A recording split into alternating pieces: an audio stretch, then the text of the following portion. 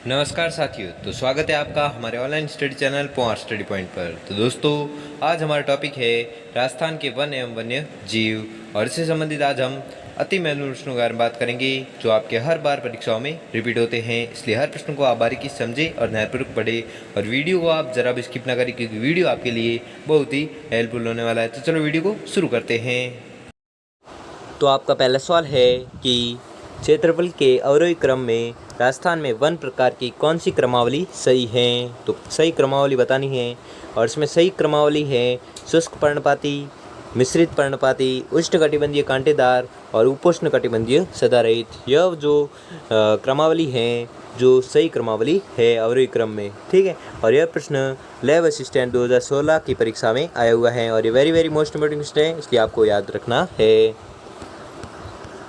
अगला सवाल देखते हैं कि अगला सवाल है कि रामसर सम्मेलन जो कहाँ पर हुआ था, ईरान में, ठीक है। तो रामसर सम्मेलन द्वारा चिन्हित राजस्थान में अंतर्राष्ट्रीय महत्व के वन्य जीव आर्द्रभूमि पारिस्थितिकी स्थलों के नाम बताइए। तो आपको याद रखना है, उन स्थलों के नाम है सांबर झील, केवलादेव घना, ठीक है। सांबर झील और केवलादेव घना है जो रामसर सम्मेलन द्वारा चिन्हित राजस्थान में अंतर्राष्ट्रीय महत्व के वन्य जीव आर्द्रभूमि पारिस्थितिक स्थलों के नाम हैं। कौन से? एक है सांबर झील और दूसरा है केवलादेव घना, ठीक है। और ये हाई कोर्ट LDC एग्ज़ाम 2015 में पूछा गया था। अगला सवाल है कि सरिस्का बाघ परियोजना में बाघों के विलुप्त होने के उपरांत प्रथम बार बाघ का पुनर्स्थापन रणथंभौर से किया गया। तो कब किया गया? वर्ष 2008 में, ठीक है। वर्ष 2008 में प्रथम बार बाघ का पुनर्स्थापन रणथंभौर से किया गया, ठीक। कब किया गया? तो आपको याद रखना है वर्ष 2008 में। और यह आया हुआ है प्रश्न वन रक्षक परीक्षा 2016 में, और सभी प्रश्न बहुत ही मोस्ट इंपोर्टेंट प्रश्न है, इसलिए वीडियो को आप जरा भी स्किप ना करें और सभी प्रश्न को आप ध्यानपूर्वक पढ़ें, ठीक है। अगला सवाल है कि निम्नलिखित कथनों का परीक्षण कीजिए तथा नीचे दिए गए कोड का उपयोग करते हुए सही उत्तर का चयन कीजिए। तो इसमें सही उत्तर का चयन करना है। पहले पढ़ लेते हैं कि शुष्क सागवान के वन राजस्थान के दक्षिणी भाग में केंद्रित है। सागवान के वन 75 से 110 सेंटीमीटर वार्षिक वर्षा वाले क्षेत्रों में पाए जाते हैं। माउंट आबू पर उपोष्णकटिबंधीय सदाबहार वन पाए जाते हैं। और लास्ट है कि पश्चिमी राजस्थान के वन मिश्रित पतझड़ वाले वन हैं। तो इसमें सही उत्तर होगा A, B और C, ये तीनों सही है। बाकी ये D है जो पश्चिमी राजस्थान के वन मिश्रित पतझड़ वाले वन हैं, ये गलत है। तो आपका उत्तर हो जाएगा चौथा, ठीक है। A, B और C सही है, ठीक है। अगला सवाल है, और ये RAS परीक्षा में पूछा गया था, इसलिए वेरी मोस्ट इम्पोर्टेंट क्वेश्चन है, आने वाले एग्जाम में पूछा जा सकता है, इसलिए आपको याद रखना है, ठीक है। अगला सवाल है कि चंबल राष्ट्रीय अभयारण्य किस मुख्य वन्य जीव प्रजाति के संरक्षण के लिए महत्वपूर्ण है। तो आपको याद रखना है वह वन्य जीव है घड़ियाल, ठीक है। घड़ियाल के लिए चंबल राष्ट्रीय अभयारण्य मुख्य वन्य जीव प्रजाति के संरक्षण के लिए महत्वपूर्ण है। किसके लिए है? तो घड़ियाल के लिए। और यह प्रश्न वन रक्षक परीक्षा 2016 में पूछा गया था, इसलिए वेरी मोस्ट इंपोर्टेंट क्वेश्चन है, आपको याद रखना है कि चंबल राष्ट्रीय अभयारण्य किस मुख्य वन्य जीव प्रजाति के संरक्षण के लिए महत्वपूर्ण है। तो वह वन्य जीव है घड़ियाल, ठीक है। और यह जेल प्रहरी 2016 की परीक्षा में पूछा गया था। सॉरी, ये नहीं पूछा गया था, ये नीचे वाला पूछा गया था, ये वन रक्षक में पूछा गया था, ठीक है। आपको याद रखना है ये वन रक्षक में पूछा गया था। अगला सवाल है कि राजस्थान के थार मरुस्थल में स्थित पारिस्थितिकी तंत्र का बेहतरीन उदाहरण है। तो बेहतरीन उदाहरण होगा जैसलमेर में स्थित मरुभूमि राष्ट्रीय उद्यान, ठीक है। जैसलमेर स्थित मरुभूमि राष्ट्रीय उद्यान है जो राजस्थान के थार मरुभूमि में स्थित पारिस्थितिकी तंत्र का बेहतरीन उदाहरण है। और यह प्रश्न जेल प्रेरी परीक्षा 2016 में पूछा गया था कि राजस्थान के थार मरुस्थल में स्थित पारिस्थितिकी तंत्र का बेहतरीन उदाहरण कौन सा है। तो आपको याद रखना है जैसलमेर में स्थित मरुभूमि राष्ट्रीय उद्यान है जो पारिस्थितिकी तंत्र का बेहतरीन उदाहरण है। अगला सवाल है कि राजस्थान सरकार द्वारा पहली वन नीति का अनुमोदन कब किया गया। तो पहली वन नीति का अनुमोदन किया गया था फरवरी 2010 को, ठीक है। फरवरी 2010 को राजस्थान सरकार द्वारा पहली वन नीति का अनुमोदन किया गया। और ये RAS प्री 2016 के एग्जाम में पूछा गया था, इसलिए वेरी मोस्ट इंपोर्टेंट क्वेश्चन है कि राजस्थान सरकार द्वारा पहली वन नीति का अनुमोदन कब किया गया। तो आपको याद रखना है फरवरी 2010 को किया गया था। अगला सवाल है कि निम्न में से किस वृक्ष प्रजाति के बीजों से तेल की प्राप्ति होती है। तो वह है रतन जोत, ठीक है। रतनजोत के बीजों से तेल की प्राप्ति होती है। और यह वन रक्षक भर्ती परीक्षा 2013 में पूछा गया था। इसलिए वेरी मोस्ट इंपॉर्टेंट क्वेश्चन है कि इनमें से किस वृक्ष प्रजाति के बीजों से तेल की प्राप्ति होती है। तो वह वृक्ष है प्रजाति है रतनजोत, जिनके बीजों से तेल की प्राप्ति होती है। अगला सवाल है कि घना पक्षी विहार पक्षियों का स्वर्ग माना जाता है और यहाँ का मुख्य आकर्षण है। तो मुख्य आकर्षण कौन सा है? Siberian crane. ठीक है, साइबेरियन क्रेन है जो मुख्य आकर्षण है किसका? घना पक्षी विहार का। और घना पक्षी विहार है जो पक्षियों का स्वर्ग माना जाता है। ठीक है, तो आपको याद रखना है पक्षियों का स्वर्ग कौन माना जाता है? तो घना पक्षी विहार। और यहाँ का मुख्य आकर्षण है साइबेरियन क्रेन। और यह पूछा गया था सेकेंड ग्रेड व्याख्याता परीक्षा 2011 में पूछा गया था। ठीक है, तो आपको याद रखना है। अगला सवाल है कि निम्न में से किस जिले में कोई राष्ट्रीय उद्यान नहीं है। तो वह जिला कौन सा है?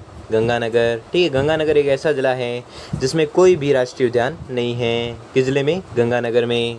और राजस्थान पुलिस कांस्टेबल 2013 में पूछा गया था प्रश्न।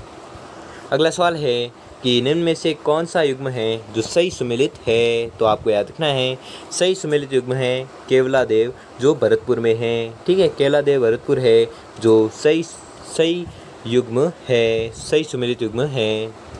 और यह भी पूछा गया था राजस्थान पुलिस कांस्टेबल 2013 की परीक्षा में पूछा गया था। अगला सवाल है कि राजस्थान में दर्रा अभ्यारण्य कहाँ पर स्थित है। तो आपको याद रखना है दर्रा अभ्यारण्य है जो झालावाड़ में स्थित है।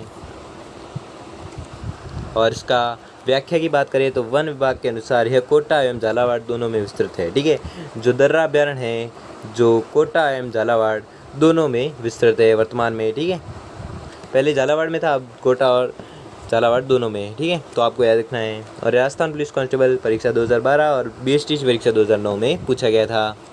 अगला सवाल है कि किस वृक्ष के पत्तों से बीड़ी बनाई जाती है। तो वह वृक्ष का पत्ता है तेंदू। ठीक है, तेंदू वृक्ष के पत्ते से बीड़ी का निर्माण किया जाता है। ठीक है, तो आपको याद रखना है। अगला सवाल है कि राजस्थान के भेड़ियों की संख्या में निरंतर कमी के चलते वन विभाग द्वारा राज्य में कहाँ भेड़ियाँ प्रजनन केंद्र खोलने का निर्णय लिया गया है। तो यह निर्णय लिया गया है नाहरगढ़। ठीक है, नाहरगढ़ में भेड़िया प्रजनन केंद्र खोलने का निर्णय लिया गया है।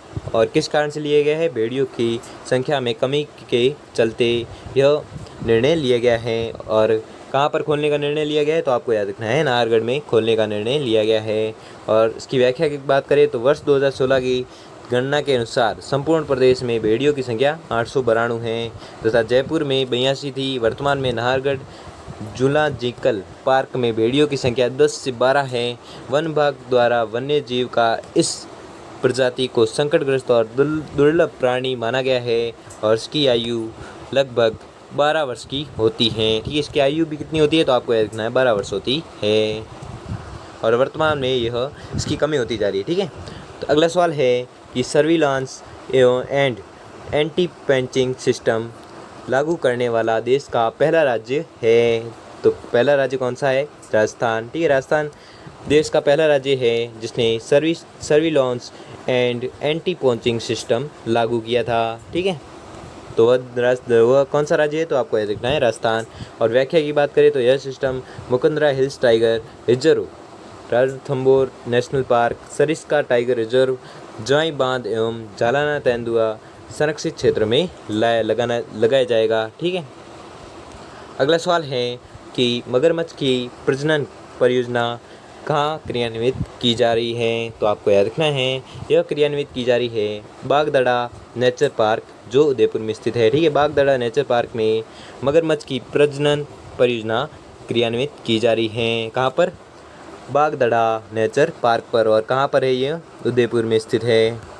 और व्याख्या की बात करें तो 13 अक्टूबर 2017 को यहाँ चीतलों को छोड़ा गया है और अब इसे मृगवन के रूप में भी विकसित किया जा रहा है।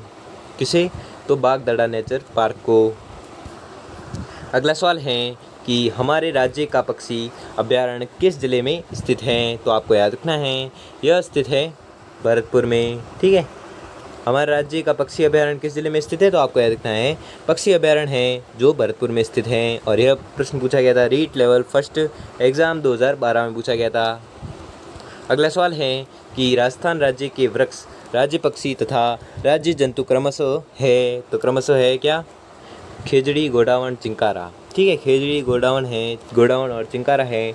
जो राज्य वृक्ष खेजड़ी, राज्य पक्षी की बात करें तो गोडावण और राज्य जंतु की बात करें तो चिंकारा है। यह क्रमशः तीनों हैं। ठीक है, तो आपका उत्तर हो जाएगा 1।